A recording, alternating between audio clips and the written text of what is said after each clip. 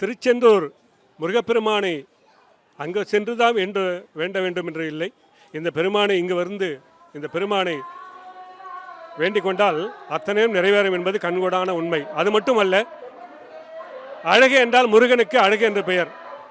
முருகு அப்படி என்று சொன்னால் பிரம்மன், விஷ்ணு, ருத்திரன் 3 பேரும் குறிக்கும். அதுதான் முருகன் என்ற பெயர்.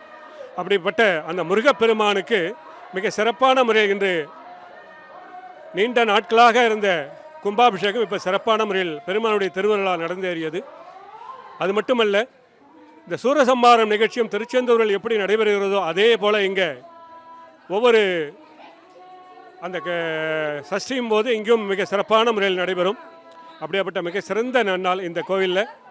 பல வெளியூரில் இருந்தும், அதாவது தமிழ்நாடு மட்டுமல்ல, பெங்களூர், ஆந்திரா, கர்நாடகா பல மாநிலத்திலும் இந்த ஆலயத்திற்கு வந்து பெருமானை வழிபட்டு மிக பேர் பெற்று செல்கிறார்கள். இப்படிப்பட்ட இந்த திருச்செந்தூர் முருகனை வழிபடுவதற்கு நாம் பெரும் பாக்கியம் பண்ணியிருந்தால் மட்டுமே அந்த திருவுருள் கிடைக்கும் என்பது நிச்சயமான உண்மை.